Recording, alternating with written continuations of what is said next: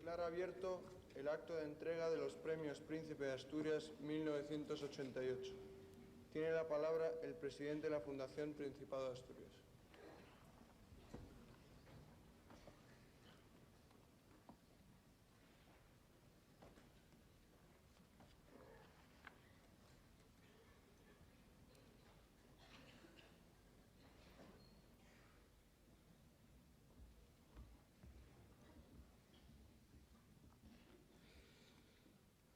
Alteza, excelentísimo señor presidente de la República de Costa Rica, excelentísimo señor presidente del Principado de Asturias, excelentísimos señores, señoras y señores.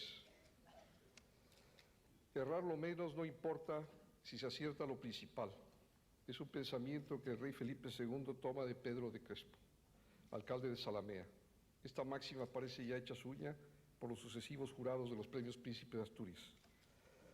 Cuando se premia a Óscar Arias, se acierta en aquello que es principal: elevar la lucha por la paz, los derechos de las personas y de los pueblos a un mérito supremo, digno de ser recompensado. El presidente Arias es el adelantado de una época como esta, de final de siglo que vivimos, que parece haber decidido decir adiós a las armas. Precursor de una nueva ilustración que ya presiente, la de una humanidad que quiere dejar de vivir la edad de los instintos para pasar a la era de la razón y de la solidaridad. Coincide su visita, señor presidente, con la celebración del 6º centenario de este Principado, un motivo más para agradecerle profundamente su larga jornada. Conecta con una nueva sensibilidad contemporánea y es acierto lo principal premiar a Juan Antonio Samaranch. Estamos ante un hombre que ha entendido de forma clarividente la importancia del deporte, no solo en su aspecto de pureza física, sino fundamentalmente como nexo de convivencia entre los pueblos y como gimnasia inicial ante la larga carrera de la vida para los más jóvenes. Ha convertido los Juegos en una competición universal por la paz, cumpliendo el papel de aquellos embajadores sagrados que iban por las ciudades de Grecia anunciando la Olimpiada y la obligatoriedad de armisticios para todas las guerras y conflictos. En esa alta ocasión de Barcelona 92, cuando España apuesta por su... es tranquilizador y la visión de este ilustre catalán. El viñador que en la antigüedad, jinete de un escarabajo, ascendía al Olimpo para preguntar a los dioses la manera de acabar con la sangría de la guerra, no lo hacía solo para evitar la muerte de los hombres, también suplicaba por la vida de las cosechas. En el nuevo tono de la distensión en la que vivimos, dos instituciones de prestigio mundial, la Unión Internacional para la Conservación de la Naturaleza y el Fondo Mundial para la Naturaleza, comparten el Premio Príncipe de Asturias de la Concordia 1988. Al Fondo Mundial para la Naturaleza le será entregado en Madrid en la persona de Su Alteza Real, el Duque de Edimburgo. Ellos nos dicen que dos características distinguen a nuestra era. Una reside en la capacidad casi ilimitada que tienen los seres humanos para construir y crear, con su contraparte de poderes de igual magnitud para destruir y aniquilar. El presidente de la Unión Internacional para la Conservación de la Naturaleza, el doctor Swaminathan, viaja de la India con una valija llena de honores y logros para estar aquí con nosotros. Desde el día que advirtió que nos olvidamos de combatir el más peligroso de los fuegos, el fuego ecológico que abraza nuestros sistemas vitales básicos, no ha hecho más que trabajar en la defensa de esos sistemas. De todas las pasiones, la más positiva y necesaria, la imprescindible, es la pasión creadora, y el jurado tuvo esto en cuenta para premiar a Jorge de Oteiza, hombre comprometido, vasco andante por las tierras de América, profesor de cerámica en Buenos Aires o de ingenieros en Perú, pluridimensional como ciudadano y como artista, ha sabido conjugar la ética y la estética, la belleza y el civismo. Luis Díez del Corral y Luis Sánchez Agesta dedican su vida a la reflexión sobre la realidad de España desde distintas perspectivas y con el denominador común de analizar nuestra vida política y nuestra convivencia para, desde un sistema científico, facilitar al español en la sociedad en libertad y en democracia, en la que el hombre sea protagonista de su historia. Dos físicos, Manuel Cardona y Marcos Moschinsky, son los premiados en el capítulo de investigación. Manuel Cardona, un español que hubo de dejar su patria para realizar su labor investigadora, trabaja en la física de los materiales y ha demostrado, con sus contribuciones científicas, que el hondo pozo de lo desconocido demanda la atención de los sabios, desde una constante invitación a indagar.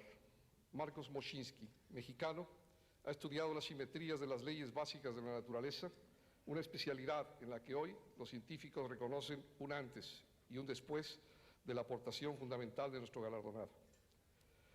Horacio Sáenz Guerrero, periodista, testigo de su tiempo y buscador de las claves de los acontecimientos, dio una densa y ejemplar lección desde la dirección de La Vanguardia de lo que ha de ser un comunicador comprometido, que en el trance de relatar desde la ventana lo que acontece fuera, no pierde la oportunidad de permitir que esa ventana se abra un poco más y que los hechos se conozcan con la lucidez de su interpretación. Toda una vida dedicada a la aventura de la comunicación, un espíritu tolerante, un hombre que ha reflejado con honestidad y pericia la historia de Cataluña y de España en momentos de desconcierto. Es un gran orgullo para esta fundación premiar hoy a aquella castellana que un día miró la calle entre visillos y nos lo contó con tanta premura y delicadeza como si bordara. He aquí una maestra de lo real, pero también de lo absurdo. Una mujer que ha reflexionado sobre la Inquisición, pero también sobre los usos amorosos de la España de siempre. Carmen Martín Gaite, la cronista de los miedos nocturnos y el intimismo femenino, comparte el premio con uno de los ingenios de la poesía española. José Ángel Valente, progresista de la lucidez, que se pregunta en sus versos por el sentido del mundo sin buscar más respuesta que la belleza de la interrogación que deja escrita. Una interrogación en forma de espuela para las conciencias, pero espuela de oro por su esplendorosa calidad. Todos estos reconocimientos no serían posibles sin esa aportación de los jurados, que en todo momento actuaron con independencia y convicción. De ellos es la responsabilidad y el acierto, y en gran parte el prestigio de estos galardones. Hay muchos motivos más para que las personas de la Fundación Principado de Asturias estemos agradecidos en este acto, en el que el protocolo de las formas está sostenido por la armonía del espíritu, y en el que todos los presentes nos sentimos unidos por un común amor al esfuerzo, a la inteligencia y a la creatividad. Hace un año hablábamos en este mismo escenario de la tarea que se iba a emprender para llegar a la consolidación del patrimonio de nuestra fundación. Hoy se puede decir que el objetivo está a punto de ser alcanzado gracias a la respuesta de quienes han entendido el mensaje y el sentido, diríamos que las razones de nuestra existencia, sin más legislación que la de su generosidad. También se habló de una sede. Os agradezco, Alteza, el apoyo que nos habéis prestado para que hoy contemos ya con los terrenos, en cuyo logro el excelentísimo Ayuntamiento de Oviedo ha resultado ser un colaborador comprensivo, entusiasta y eficaz. La Fundación, que sigue desarrollando sus actividades en el mundo musical y a través del Instituto del Campo, está trabajando en el proyecto de reunir en 1992, primero en Asturias y después en Sevilla, a todos los galardonados con los premios Príncipe de Asturias hasta esa fecha. Finalizo mis palabras con un respetuoso recuerdo para sus majestades los reyes de España, que han querido que fuese el heredero de la corona quien presidiese estos actos, aunque bien sabemos que están aquí, en espíritu, en el lugar más destacado de esta sala. Transmitirles, Alteza, nuestro afecto y nuestra gratitud. Alteza, en las aldeas escondidas en los picos de Europa o en los pueblos que amanecen junto al mar, en todo el Principado, sabemos que no os es ajena ni la Asturias del ayer, ni la confianza en las Asturias de hoy, ni la esperanza en las Asturias del mañana. Os lo agradecemos desde aquí, desde vuestra fundación, donde soñamos en la España de jovellanos, de ciudadanos amantes de la verdad, de la libertad y de la patria. Y en el mundo que alumbra la nueva ilustración, de la que hablábamos al principio de estas palabras, en el que la humanidad diga adiós a las armas y el arado de la razón y de la solidaridad quiebre para siempre la edad de los instintos. Muchas gracias.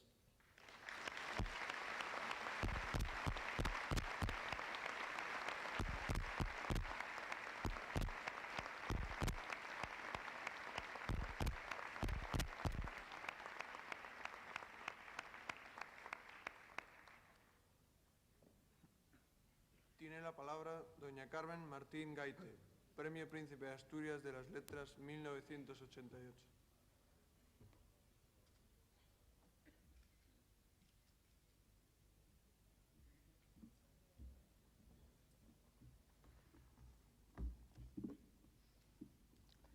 Buenas tardes.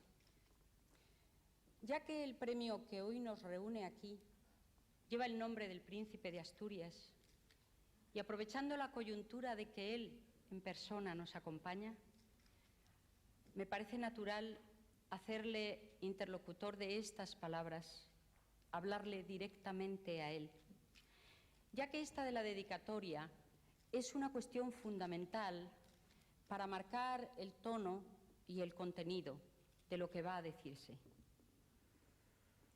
Pero en este caso las cosas se complican, porque no estoy hablando solamente en mi nombre. Mi primera perplejidad cuando me comunicaron que era yo la encargada de hilvanar este discurso surgió al darme cuenta de que ese encargo choca un poco con los estilos que presidieron mi educación de chica provinciana y que llevo todavía bastante arraigados porque no los he vivido del todo como un lastre. La verdad es que lo primero que pensé es que una chica, ya que el premio que hoy nos reúne también aquí, sobre todo el premio de las letras, lo comparto y con mucho gusto con un escritor de mi generación, José Ángel Valente, crecido como yo en los años de posguerra y que es víctima y cómplice de las mismas carencias, lo que sería natural es que hablara el chico y que la chica quedara en un discreto segundo término, sorbiendo un ginfis y mirándole de reojo. Según esos esquemas educativos a que me refiero y de los que trata mi libro Usos amorosos de la posguerra española.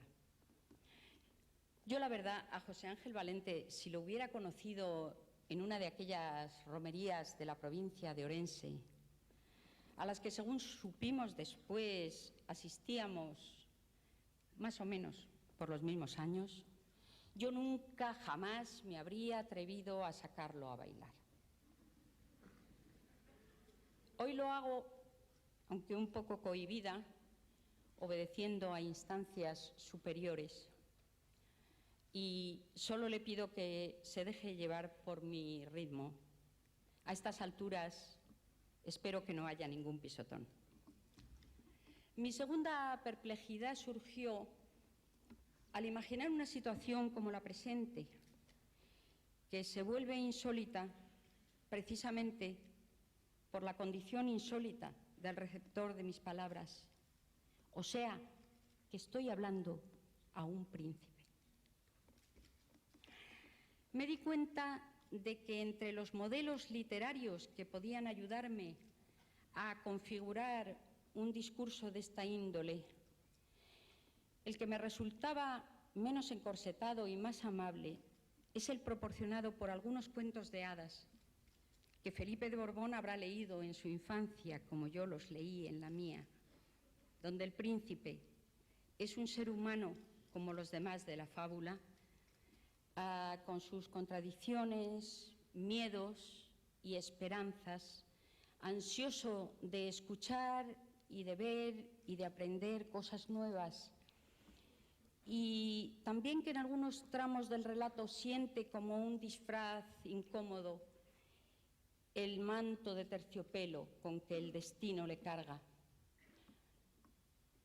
En los cuentos de hadas, donde las situaciones prodigiosas están tratadas como si fueran la cosa más natural del mundo, se da por supuesto que un príncipe pueda dialogar de igual a igual con leñadores, buhoneros, ermitaños, hechiceras, animales dotados de palabra sentenciosa y caminantes desarrapados que se lanzaron al mundo en busca de aventura y no llevan en el morral más que un mendrugo de pan y un cuenco para el agua. Hablando de agua, voy a beber un poquito.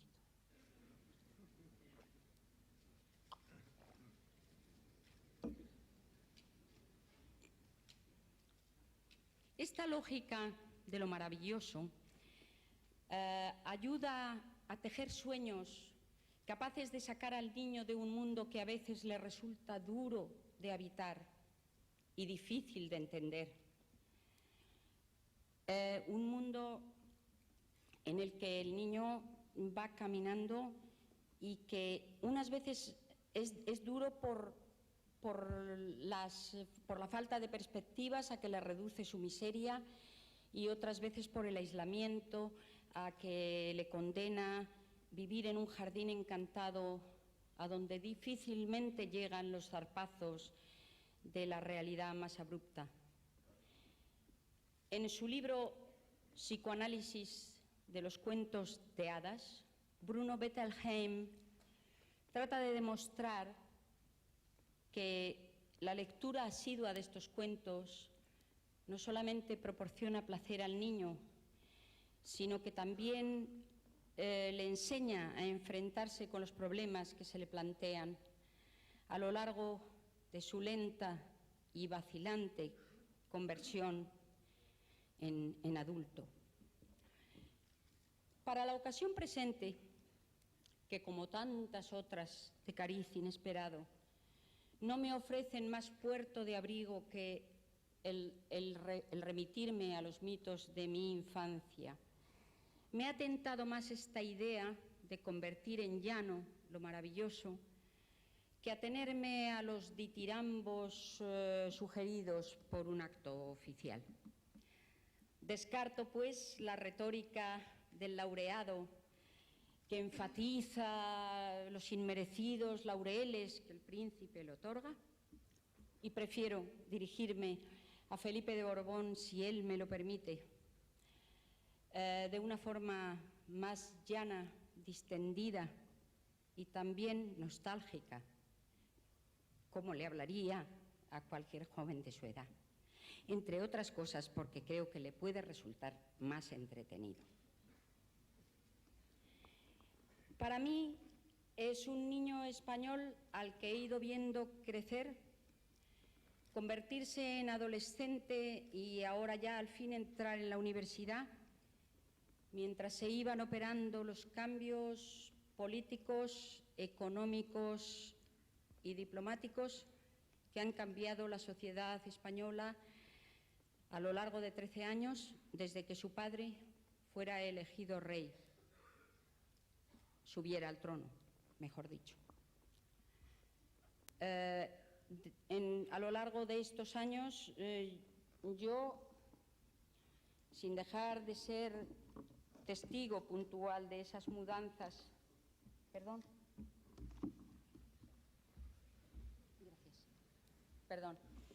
y también víctima de las que afectan a mi propia vida, he seguido aferrada tercamente como a única tabla de salvación, como a única tabla de navegación, a la pluma estilográfica que heredé de mi padre. La quería enseñar, ¿no? Porque le he hecho una fundita para que no se me pierda.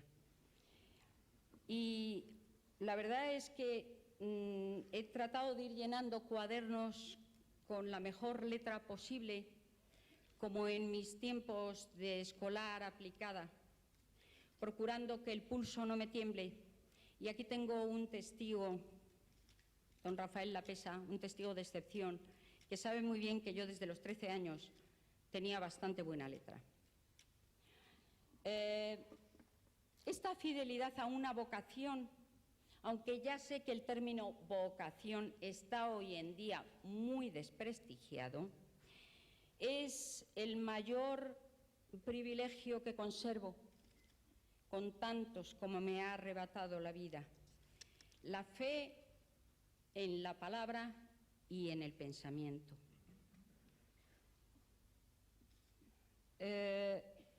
Y la verdad es que no me estoy refiriendo al hablar de palabra solamente a la palabra dada, sino también a la palabra recibida.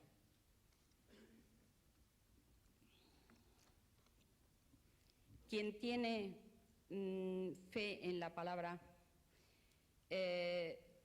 y es apasionado de ella, se puede dar perfectamente cuenta de que no va a volver jamás a lo que es caos, a lo que es confusión.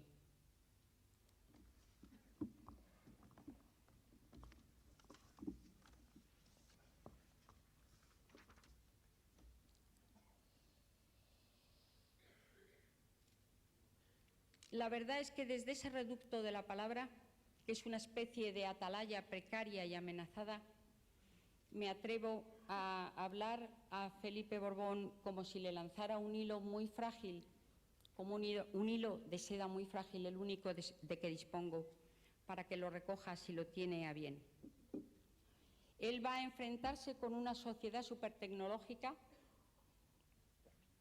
dominada por las máquinas, por los medios de sociedad, por los medios de comunicación de masas, por la prisa y la violencia, por el desmedido afán de prosperidad material. Una sociedad en el seno de cuyas aceleradas mudanzas se infiltra cada día de forma más descarada y más alarmante la convicción de que todo es negociable y de que no obedecer más que al logos, como nos enseñó Platón, es atenerse a una conducta pasada de moda y que desde luego no trae cuenta. Y sin embargo, yo solamente puedo reconocer o aceptar el honor que hoy se me concede, y espero que aquí mi compañero de baile en esto me siga muy a gusto, si lo considero como un premio a la perseverancia en esa conducta, la que se atiene a la obediencia al logos, o sea, a la palabra. Vuelvo a repetir que no me refiero solamente a la dada, que me refiero también a la recibida. El que está abierto a la palabra recibe tanto de lo que ha leído como de lo que ha escuchado un acicate continuo que le invita a participar en esa fiesta del lenguaje, una especie de savia que le entra por todos los poros y le induce a buscar siempre la expresión inteligible, que los demás entiendan de verdad lo que uno dice, lo que uno quiere decir, si es que quiere decir algo. Afilar la palabra, no perderle la cara, no prostituirla, no dilapidarla, cuidarla como un tesoro, no hablar por hablar. Y en este sentido, aunque no sepamos muy bien cómo aprendimos a escribir, sí sabemos que ese misterioso aprendizaje que se inició en la infancia está mucho más motivado, mucho más fomentado por los textos que nos proponían preguntas que por los que nos suministraban infalibles respuestas. ¿Por qué? ¿Por qué escribes? ¿Por qué escribe usted? Nos lo preguntan muchísimo. No creo que haya una sola actividad humana que se haya visto más obligada a justificarse a sí misma que la del escritor. ¿Por qué escribe usted si nadie se lo manda a hacer? Parece que es lo que está debajo de esa pregunta. Y es que en el fondo uno escribe para lanzar al aire nuevas preguntas, para poner en tela de juicio incluso lo que uno creía saber, para llegar a la conclusión de que no estaba tan claro aquello que parecía estarlo y, sobre todo, para llegar a una conclusión que es muy vulnerable, la de que nada es lo que parece. Poca cosa, pero al mismo tiempo cuánta. El escritor se da cuenta, incluso aunque se dé cuenta, de una forma un poco, no sé, con casi seguridad, de que aquello que está haciendo es una aportación al caos, escribe a pesar de todo. ¿Por qué escribe? Porque cree que lo que él va a decir no lo ha dicho nunca nadie desde ese punto de vista, desde esa mirada. Podrá tomarse como una arrogancia, podrá tomarse como un vicio y también como una defensa, que de todo tendrá. Pero de acuerdo con la frase de Unamuno: creer es crear. A mí me parece que la escritura es algo relacionado fundamentalmente con la fe, no con el medro ni con el negocio. Y de ahí derivan las contradicciones de su aprendizaje. Porque si bien es verdad que cuando nos iniciamos en este ejercicio teníamos mucha menos destreza en el oficio, también lo es que la fe suele ser mucho mayor en la primera edad, cuando se inicia la aventura. A medida que van pasando los años y el escritor siente un mayor o menor reconocimiento por parte de los demás, tiene que confesarse que la fe de los comienzos se le ha venido un poco abajo y que escribe solo para ver si puede renovarla. Y si lo consigue, si no lo consigue, si no consigue renovar la fe, se habrá metido por un camino muy cómodo, un camino que ya no le proporciona problemas ni sobresaltos, pero en el fondo no es eso lo que quiere, no es eso lo que busca.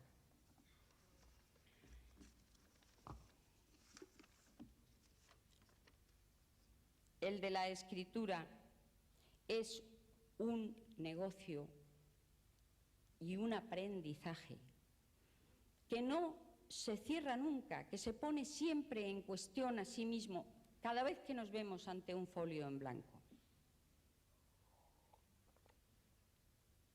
Un carpintero que ha hecho una mesa sólida y que la ha hecho bien, pues puede estar razonablemente seguro de que ya sabe hacer mesas.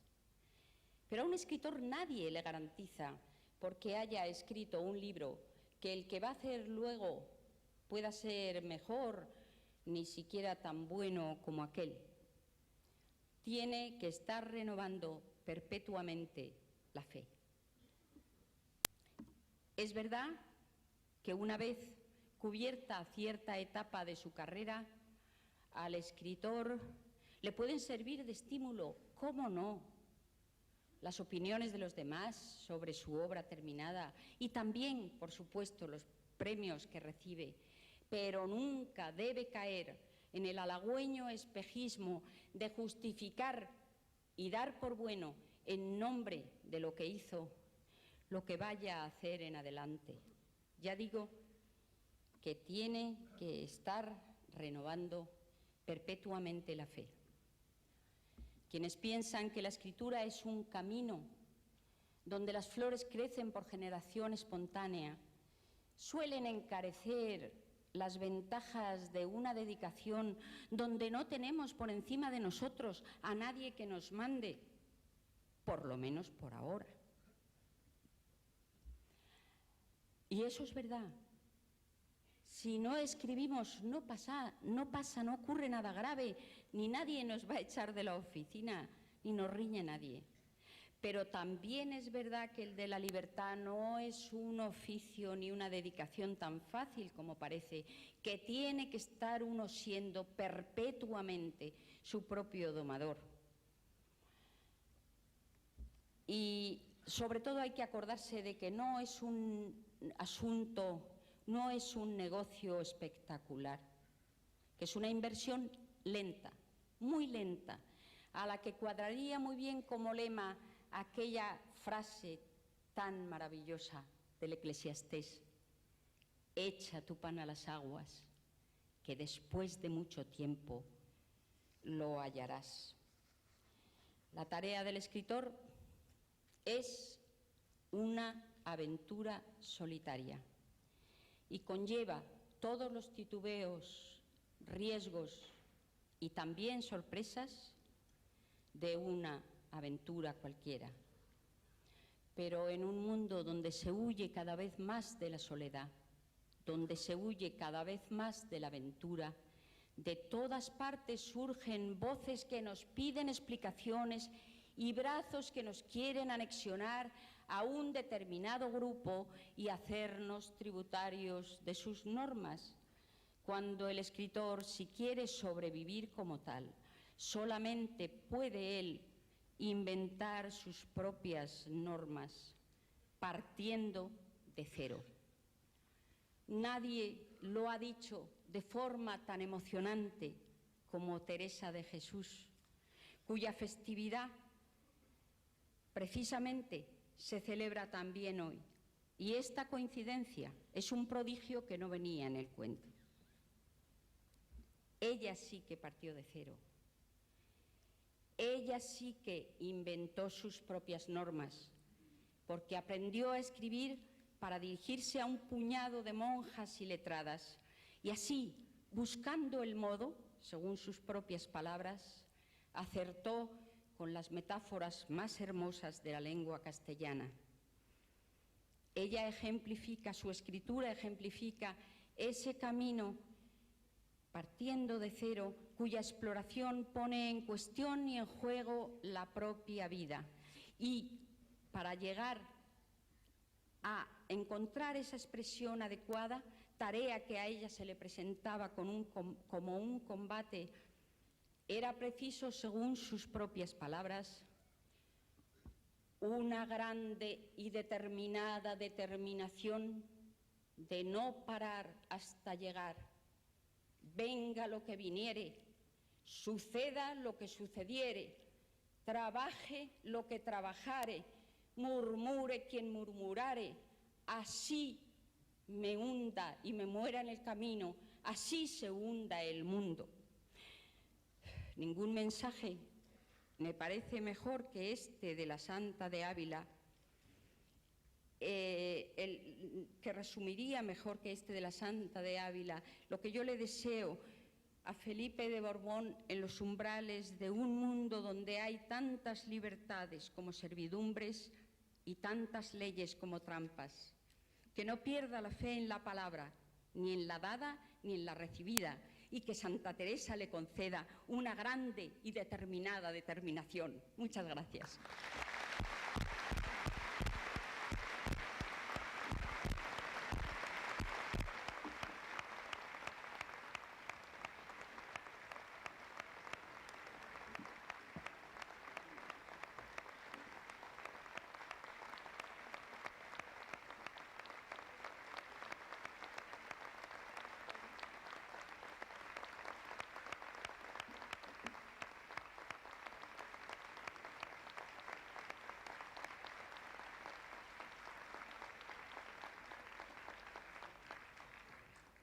Tiene la palabra el secretario general de la Fundación Principado de Asturias.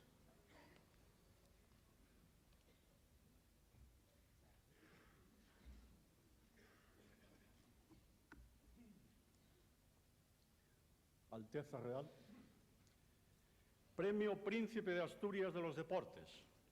Reunido en Oviedo el jurado correspondiente al Premio Príncipe de Asturias de los Deportes 1988, integrado por doña Sagrario Aguado, don Francisco Fernández Ochoa, don Carlos Ferrer Salat, don Pascual Margal, don Herminio Menéndez, don Beltrán Osorio y Díez de Rivera, duque de Alburquerque, don Matías Prats Cañete, don Luis Puig, don Pedro Sust, presidido por don Javier Gómez Navarro y actuando de secretario don Antonio Masip Hidalgo, deciden por unanimidad, valorando la trayectoria de toda una vida dedicada al fomento del deporte nacional e internacional, y especialmente en un año olímpico, en el que ha conseguido superar las enormes dificultades existentes en el mantenimiento de la universalidad del olimpismo, conceder el Premio Príncipe de Asturias de los Deportes 1988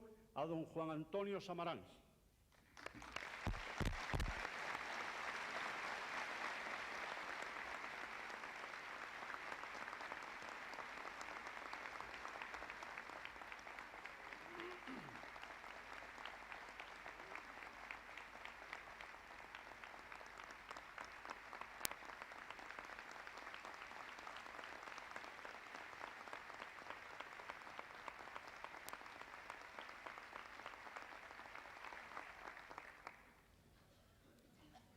Premio Príncipe de Asturias de las Letras, Reunido en Oviedo el jurado correspondiente al Premio Príncipe de Asturias de las Letras 1988, integrado por don Carlos Luis Álvarez, don Luis María Ansón, don Manuel Arce, don Leopoldo Calvo Sotelo, don Rafael Conte Oroz, don Miguel García Posada, doña Soledad Puertolas, don Gonzalo Torrente Ballester, don Antonio Vilanova, presidido por don Rafael Lapesa y actuando de secretario don Emilio Alarcos Llorac, deciden por unanimidad a la primera galardonada por su larga trayectoria y reconocidos méritos en el terreno de la narrativa española contemporánea, dentro de la cual su obra y su figura tienden un puente entre el realismo de mediados de siglo y el intimismo de la novela más actual, con especial atención a los problemas de la mujer española de todos los tiempos. Y al segundo galardonado porque su poesía, en continua evolución desde el inicial latido existencial a la posterior indagación fenomenológica, es una interrogación profunda sobre el sentido del mundo, plasmada en un lenguaje denso y simbólico de turbadora belleza que lo ha convertido en uno de los más altos líricos españoles contemporáneos. Conceder conjuntamente el Premio Príncipe de Asturias de las Letras 1988 a doña Carmen Martín Gaite y a don José Ángel Valente do Casar.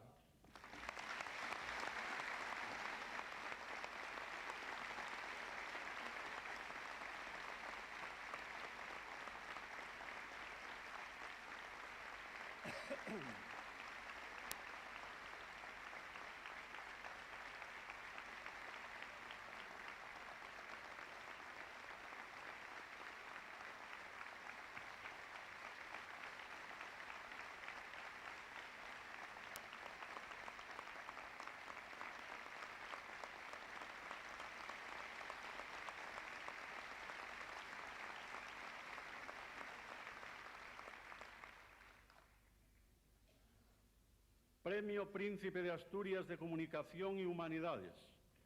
Reunido en Oviedo, el jurado correspondiente al Premio Príncipe de Asturias de Comunicación y Humanidades 1988, integrado por don José Mario Armero, don José María Aznar, don Luis Carandel, don Eugenio Galdón Brugarolas, don Antonio Garrigues Walker, don Manuel Leguineche, doña Pilar Miró, don Javier Moll, don Luis del Olmo, don José Oneto, don Alfonso Palomares, don Francisco Pinto Balsemao, presidido por don Domingo García Sabell y actuando de secretario don Agustín Antuña, deciden por mayoría, en atención a su larga y fecunda labor como director de La Vanguardia de Barcelona, en donde propició con espíritu democrático y tolerante un pluralismo integrador, y también por el ejercicio hasta hoy de un periodismo de gran calidad literaria, conceder el Premio Príncipe de Asturias de Comunicación y Humanidades 1988 a don Horacio Sáenz Guerrero.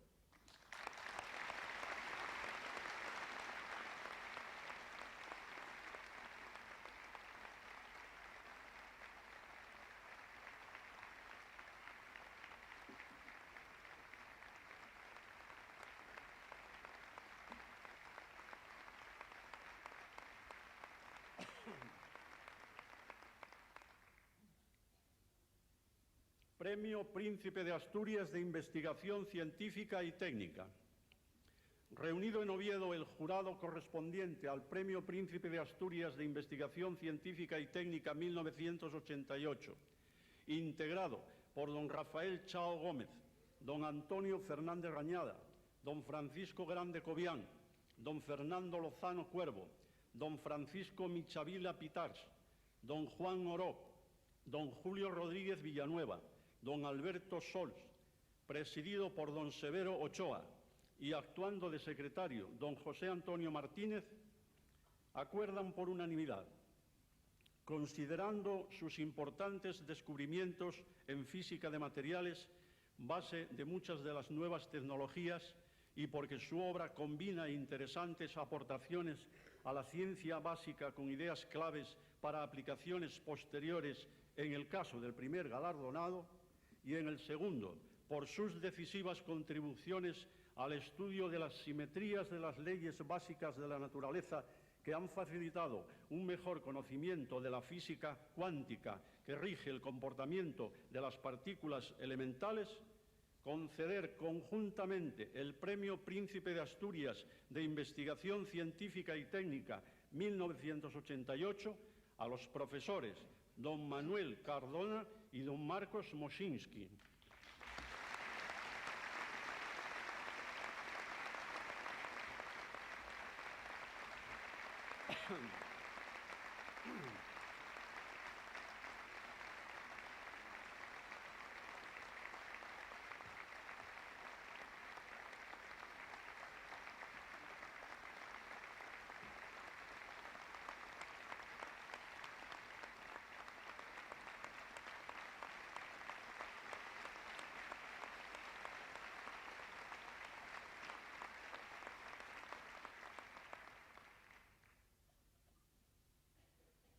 Premio Príncipe de Asturias de Ciencias Sociales. Reunido en Oviedo el jurado correspondiente al Premio Príncipe de Asturias de Ciencias Sociales 1988, integrado por don Gonzalo Anes, doña Gloria Begué, don Pío Cabanillas, don Íñigo Cabero, don Mario Conde, don Ángel Fernández Noriega, don Juan Pablo Fusi, don Carmelo Lisón, don Rafael López Pintor, don José Luis Pinillos, don Luis Suárez Fernández, don Juan Luis de la Ballina Velarde, presidido por don Manuel Fraga Iribarne y actuando de secretario don José López Muñiz y González Madroño, tras un estudio detenido de las candidaturas propuestas de extraordinario relieve personal e institucional por su nivel intelectual, su influencia en la vida social y su reflejo en el mundo nacional e internacional, acordó unánimemente, en el caso del primer galardonado, por su contribución excepcional a la historia de las ideas y de las instituciones políticas,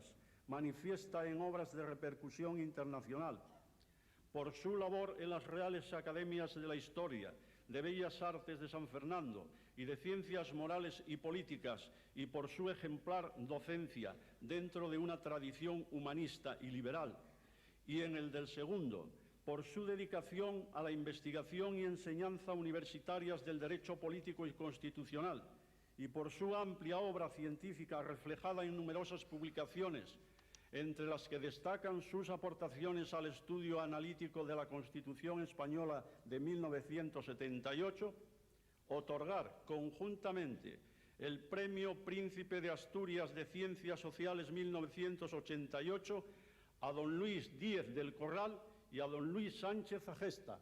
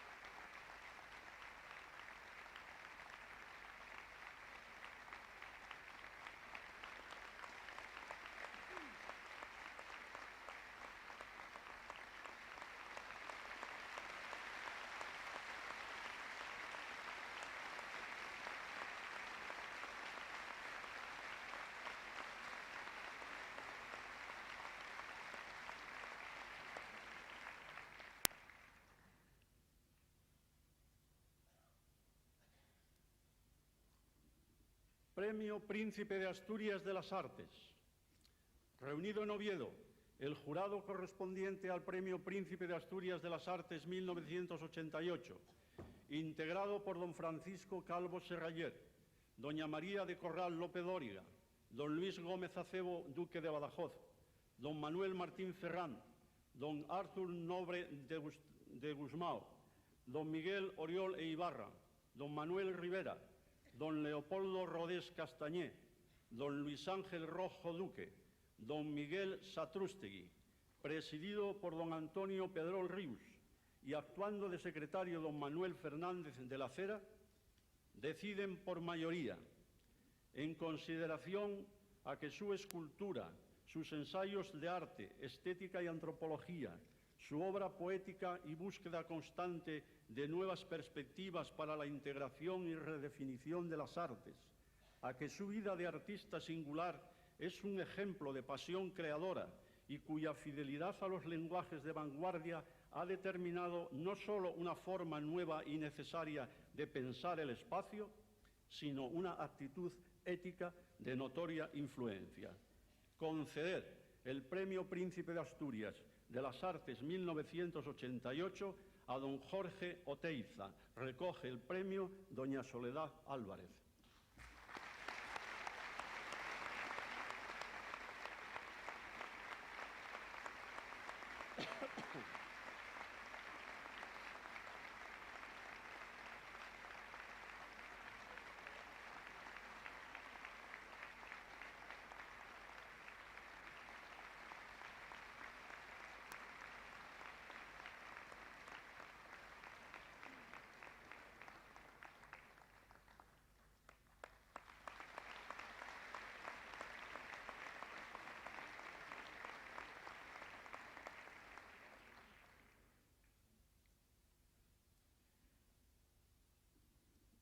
Premio Príncipe de Asturias de Cooperación Iberoamericana. Reunido en Oviedo, el jurado correspondiente al Premio Príncipe de Asturias de Cooperación Iberoamericana 1988, integrado por don Antonio Asensio, don Claudio Boada, don Jaime Carvajal y Urquijo, don Obdulio Fernández, don Fernando Morán, don Manuel Olivencia, doña Mercedes Rico Carabias, don Joaquín Ruiz Jiménez, don Juan Tomás de Salas, don Alfonso de la Serna, presidido por don Adolfo Suárez y actuando de secretario don Teodoro López Cuesta Egocheaga, tras mostrar su profunda satisfacción por la alta calidad de las candidaturas presentadas a este premio, lo que es expresión del prestigio que el mismo ha alcanzado, acuerda por unanimidad, en atención a sus esfuerzos en favor de la paz entre los países centroamericanos y de los derechos de las personas y de los pueblos, conceder el Premio Príncipe de Asturias de Cooperación Iberoamericana 1988 a su excelencia don Óscar Arias Sánchez, presidente de la República de Costa Rica.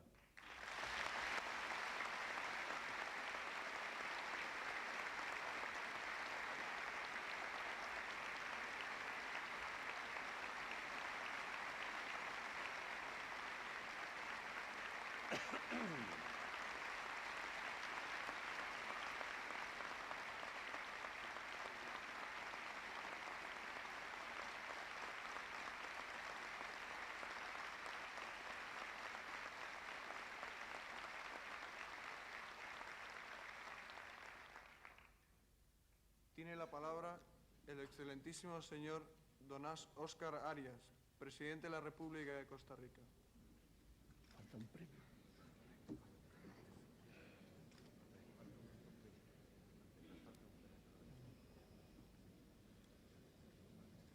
Es que falta un premio. Falta un premio.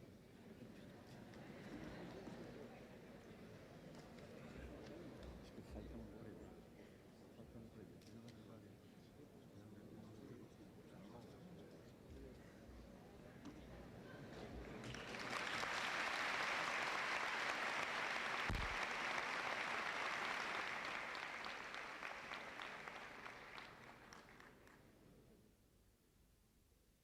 Perdón al señor Arias. Premio Príncipe de Asturias de la Concordia.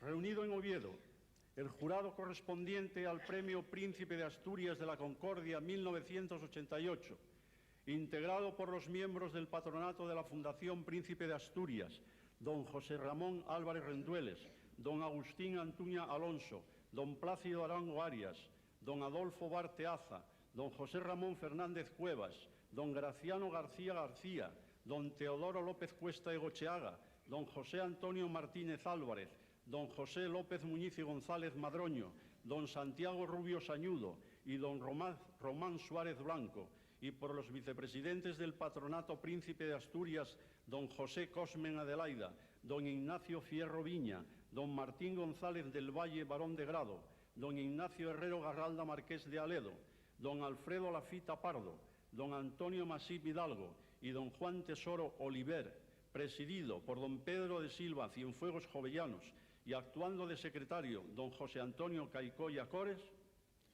deciden por unanimidad, por su solidaria acción para favorecer la paz, el progreso y la prosperidad del mundo mediante la conservación de la herencia natural de la humanidad, colaborando ambas instituciones estrechamente en la defensa de nuestros sistemas vitales básicos puestos en peligro por la deforestación, la erosión de los suelos, la desertización, contaminación de las aguas y de la atmósfera, su lucha, su desafío y su alerta para mantener la capacidad de nuestro planeta a fin de sostener la vida,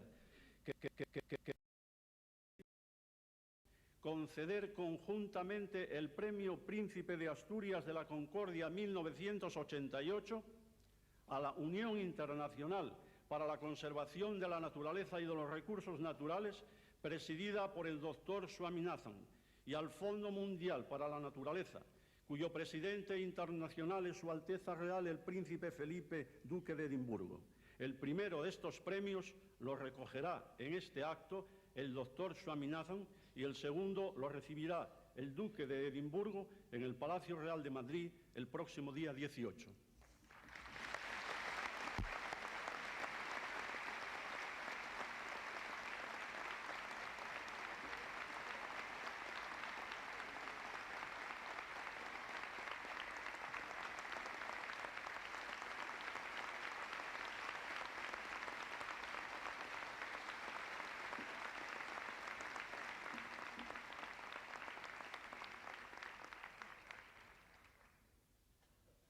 Tiene la palabra el excelentísimo señor don Óscar Arias, presidente de la República de Costa Rica.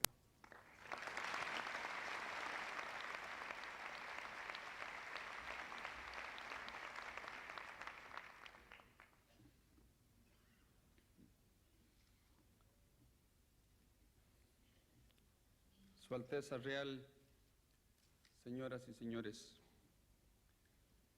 nos congrega esta tarde ante la ilustre presencia de Su Alteza Real el Príncipe, un llamado profundo, inmemorial, un llamado que es al mismo tiempo de la sangre y del espíritu.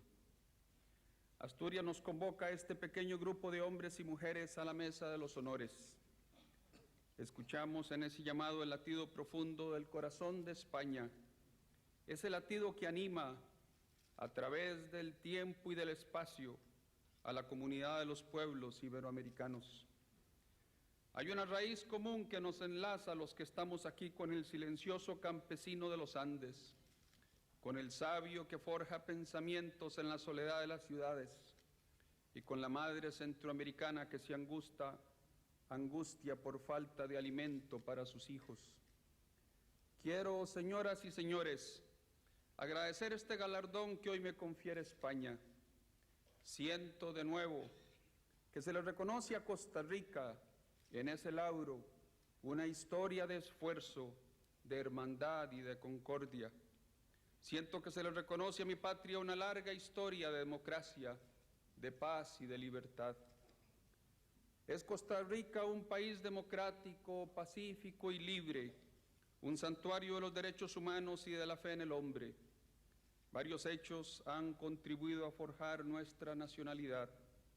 Las elecciones democráticas a que nos habituó desde 1812 la Constitución de Cádiz, el espíritu republicano de nuestros próceres y de nuestros primeros jefes de Estado, el acendrado apego del país a la educación desde el siglo XIX, el interés que en la libertad, la democracia y los derechos civiles y políticos pusieron desde los albores del siglo pasado nuestros liberales, las ideas de justicia social que fueron haciéndose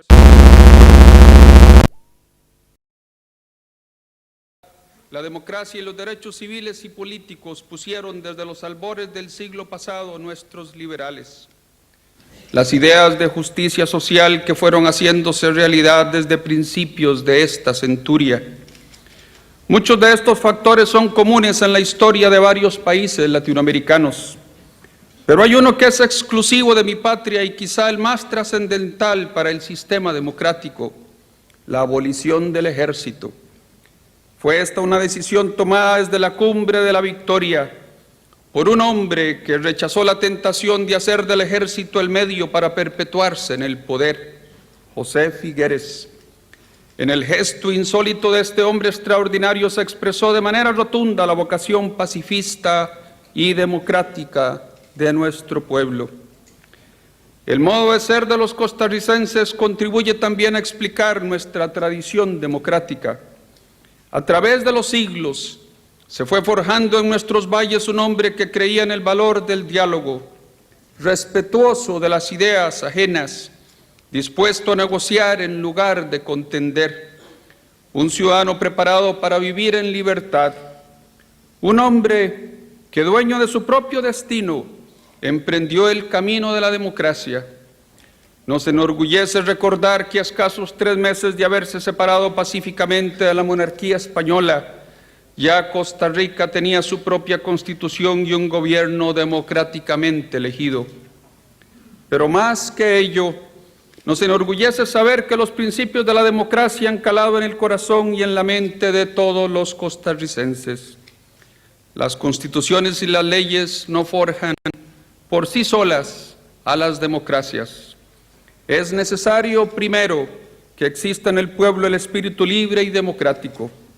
Ese espíritu democrático ha hecho que Costa Rica sea un país de paz.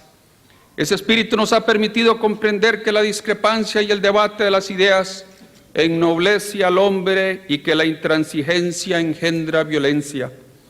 Ese espíritu nos impulsa a defender el derecho de todo ser humano a expresar sin temor sus ideas. La abolición del ejército nos ha permitido dedicar más recursos a los servicios de salud, a la vivienda, al igual que a la educación. Las metas que hemos alcanzado en estos campos son comparables a las logradas por los países más desarrollados.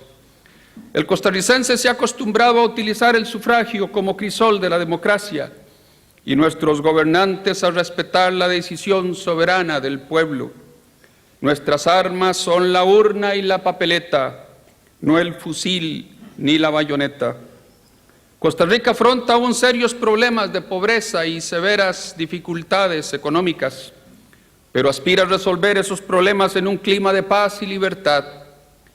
La miseria, sin embargo, puede tornarse en germen de dictaduras, en semilla de totalitarismos. Por eso debe desaparecer de los países pequeños tanto como de los grandes, no importa si afecta a un solo ser humano o a 1 millón de ellos. La abundancia y no la carestía debe presidir en todos los rincones de la tierra y en todos los pueblos del mundo el 3er milenio de la humanidad. Los que estamos aquí somos privilegiados, no solo por el inmenso honor que se nos hace con el Premio Príncipe de Asturias, sino también porque el destino nos ha dado ocasión de servir de una manera o de otra a nuestros pueblos. Mientras millones de seres humanos que hablan nuestra lengua luchan por subsistir, nosotros hemos tenido oportunidad de luchar por ideales en las esferas del pensamiento, de la imaginación o de la acción política. Luchamos por los ideales de la libertad, la democracia, la paz y el desarrollo compartido. Desde cualquier ángulo que se mire, el desarrollo ha sido siempre una empresa del espíritu, con la inspiración de los grandes ideales, de los sueños más nobles. Los hombres y las mujeres buscamos escalar más altas cumbres para las sociedades. Como empresa del espíritu, el desarrollo no puede aceptar el cautiverio. La libertad es su inseparable compañera. Buscaban libertad aquellos hombres que con el gran almirante se lanzaron al vasto océano en sus frágiles naves, abriendo así el primer capítulo de la más grandiosa empresa de desarrollo del 2.º milenio. Buscaban libertad los valientes colonos que se internaron en las montañas de mi tierra y también los indígenas que los combatieron y los soldados criollos que lucharon por la independencia de nuestras naciones. El ansia de libertad está profundamente arraigada en toda América Latina. La civilización occidental consiguió armonizar la libertad del hombre con el orden social. Desde la Grecia clásica se llama democracia la expresión de ese ideal. Libertario como es, alienta en el hombre iberoamericano una profunda vocación democrática. La institución primaria del municipio español que los conquistadores trasladaron a América llevaba el germen vivo de la moderna democracia. Municipio, cabildo, ayuntamiento, la expresión comunal de la voluntad popular ha subsistido en España y en América, incluso bajo la bota brutal de la dictadura. La potente semilla democrática, sembrada hace 4 siglos y conservada celosamente en las pequeñas aldeas y en las ciudades, germina hoy y se multiplica en España y en casi todo el continente americano. Cada vez que en América o en la madre patria prevalece la voluntad popular, cada vez que un hombre expresa libremente sus ideas, que un soldado depone el arma o un preso político es liberado, todos triunfamos y triunfan con nosotros el Cid Campeador, Bartolomé de las Casas, Agustina de Aragón, Miguel Hidalgo, Simón Bolívar y José de San Martín. La democracia despierta en nosotros viejos recuerdos de identidad, voces que resonaron en las Cortes de Cádiz, ideas y sentimientos que viven en los poemas de José Martí, de Rubén Darío y de Miguel Hernández, anhelos profundos que se expresan en la canción popular. Esa es nuestra verdadera patria, la patria del pensamiento, la patria de la voluntad y de la palabra. Queremos democracia según nuestra propia idea del hombre y del desarrollo. Queremos democracia y desarrollo que preserven las cosas esenciales de nuestro modo de ser, los lazos familiares, la vida del espíritu, el amor por la belleza, el equilibrio entre el hombre y su medio natural. Las fuerzas ciegas de la historia siguen arreciando contra esos ideales. Quienes se creen poseedores absolutos de la verdad o de la fuerza siguen prevaleciendo en algunas partes, en algunas naciones de nuestra América. Pero estamos ganando la batalla. En todo Iberoamérica estamos ganando la batalla por la libertad y por la democracia, con nuestros propios instrumentos, con nuestras propias concepciones, con la voluntad y la determinación de nuestros pueblos. En algunos países esa lucha por la democracia es simultánea con la lucha por la paz. Con tristeza debemos reconocer que todavía subsisten en nuestro continente regímenes que oprimen al hombre y le niegan sus más justas ansias de paz y de libertad. La democracia, la paz duradera, el desarrollo y los derechos del hombre son en realidad inseparables.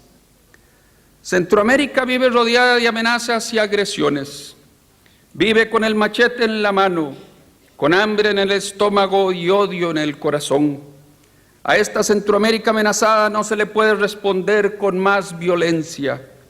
No podemos responderle colocando más armas en las inocentes manos de jóvenes y niños. A esta Centroamérica debemos responderle con el aliento de la paz, la justicia, la libertad y la democracia. Algunos miran a Centroamérica a través de un solo cristal. Piensan que la uniformidad caracteriza a los 5 países situados entre México y Panamá. Es esta una apreciación errada. La realidad centroamericana es el contraste, la convivencia de realidades diferentes. Hay en Centroamérica democracias antiguas y democracias jóvenes, y hay en ellas tierras donde aún no florece todavía la democracia. Hay en Centroamérica países que viven en paz y países que gimen bajo el látigo de la violencia. Hay en Centroamérica pueblos que ejercen sus derechos civiles y políticos y trabajan por hacer mejorar sus economías. Hay también pueblos en que se conculca la libertad y se sufre la miseria. Hay en Centroamérica brillo académico, pero también hay ignorancia y analfabetismo.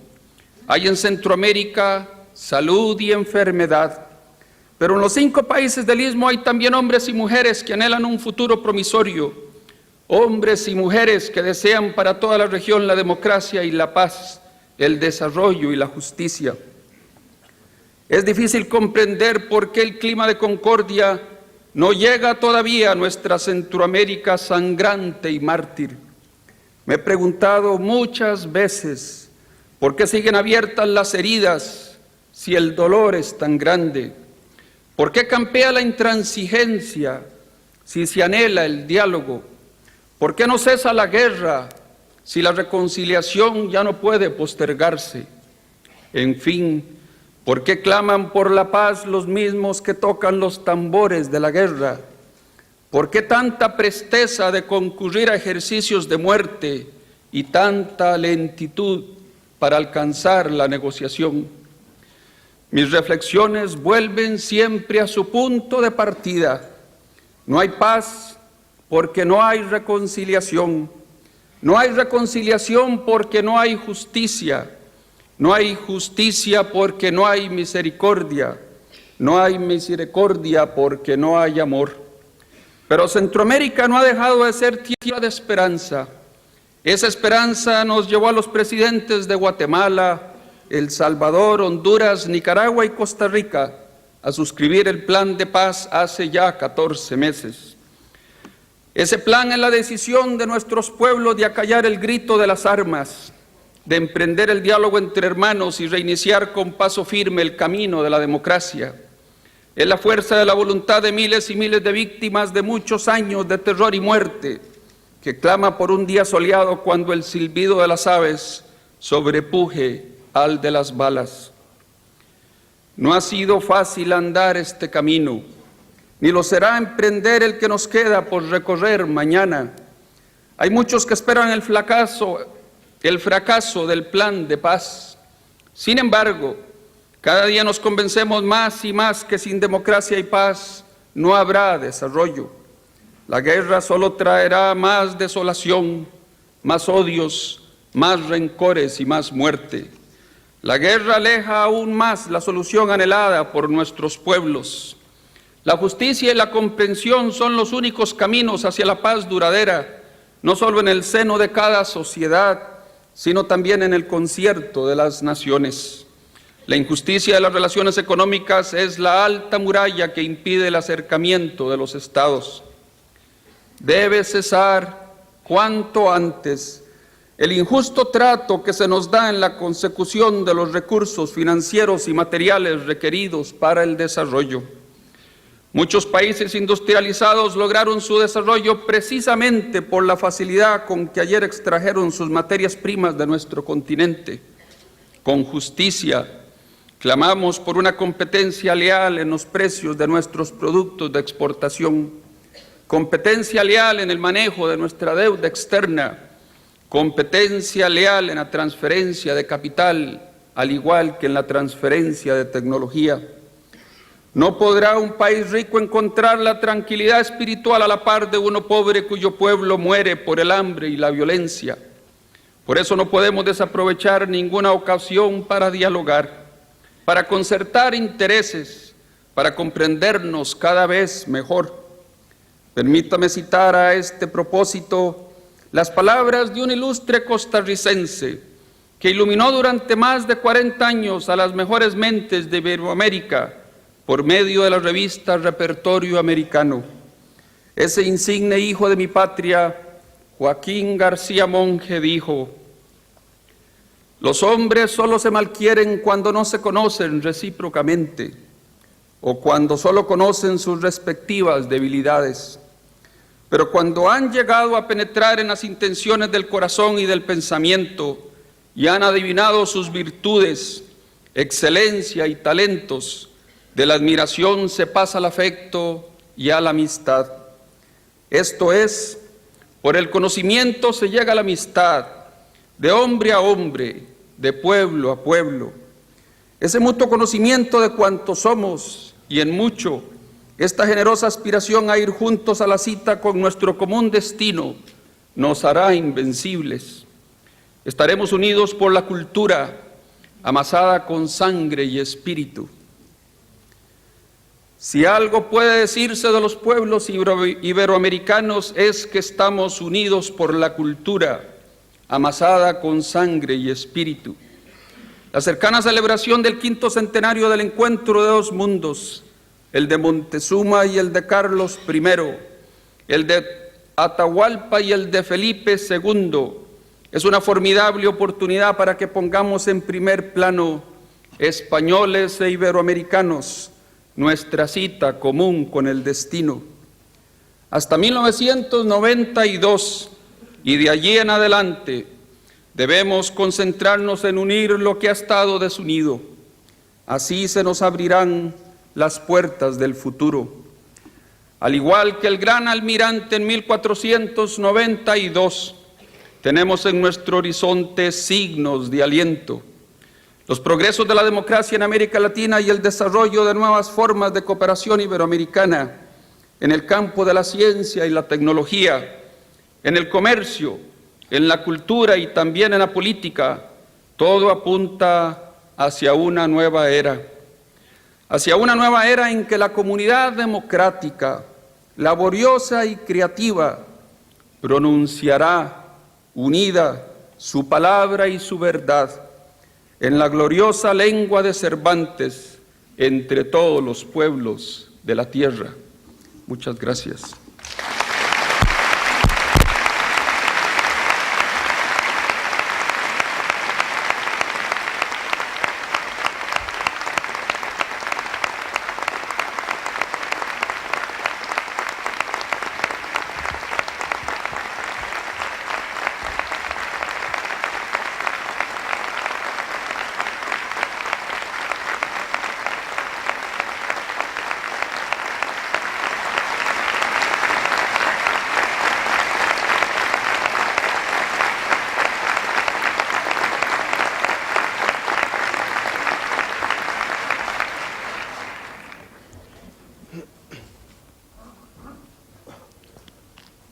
Excelentísimo señor Presidente de la República de Costa Rica, excelentísimo señor Presidente del Principado de Asturias, excelentísimo señor Ministro de Cultura y dignísimas autoridades,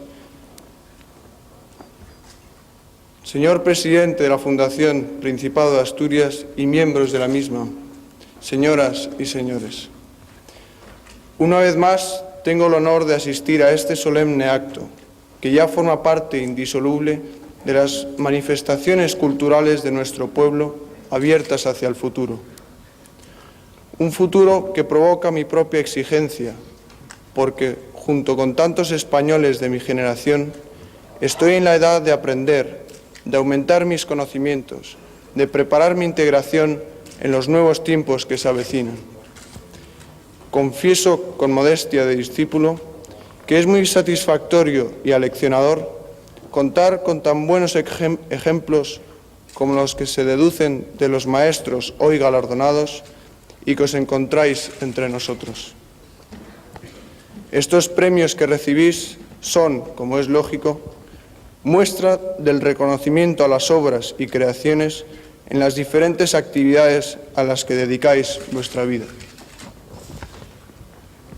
Pero realmente somos nosotros quienes nos sentimos premiados al poder disfrutar, al poder aprender, al poder descubrir las lecciones derivadas de infinitos mundos de la cultura, la ciencia y el arte, en los que sois figuras señeras y destacadas. Aún están grabadas en mis ojos las imágenes de la Olimpiada, a la que he tenido ocasión de asistir recientemente en Seúl. Como joven de mi tiempo, me ocurrió sin duda lo mismo que a millones de muchachos del mundo entero. Me sentí admirado al contemplar a cuantos con encomiable sacrificio avanzan en la consecución de marcas y perfeccionan sus cualidades físicas. Vosotros sois también los protagonistas de una olimpiada permanente del conocimiento, de la cultura, del espíritu. Nos dais una lección de esfuerzo, de belleza y de generosidad que hace que nos sintamos más responsables cada día.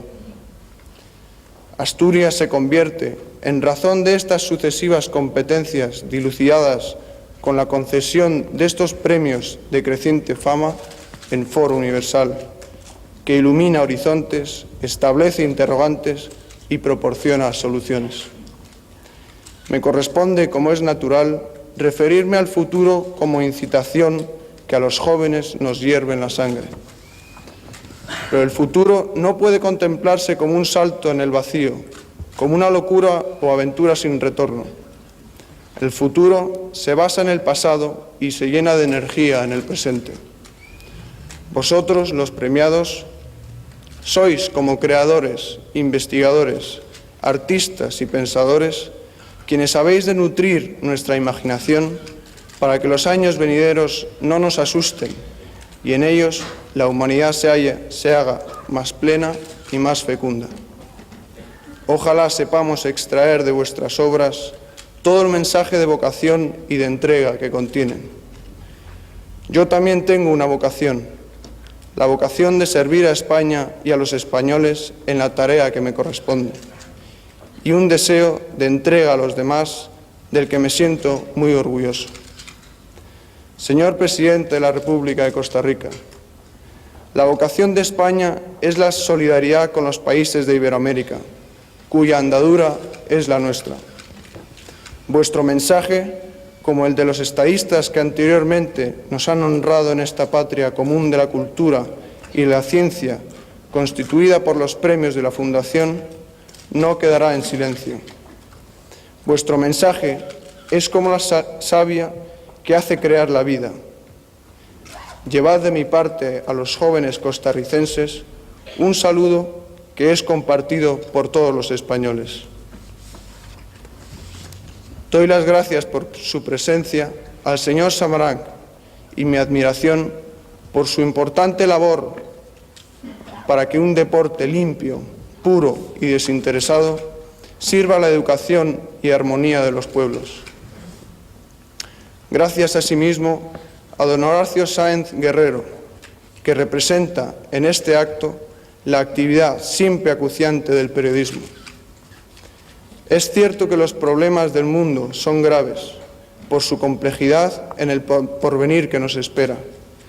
Ante ellos, quiero destacar la inmensa labor de los profesores Moschinsky y Cardona. Y ahora que va a empezar mi curso en la Universidad Autónoma de Madrid, siento especial satisfacción y respeto ante los ilustres profesores Sánchez Agesta y Díez del Corral, cuya huella universitaria es profunda e imperecedera. Gracias también a quien, como Jorge Oteiza, humaniza el espacio y el tiempo en obras que nos hacen sentirnos criaturas de Dios. En cuanto a los escritores, doña Carmen Martín Gaite y el poeta don José Ángel Valente, mi reconocimiento porque iluminan las horas de tantos lectores. Y gracias, finalmente, a Asturias y a los asturianos que respaldan con ilusión y fervor la feliz singladura de estos premios que llevan mi nombre. Gracias a todos.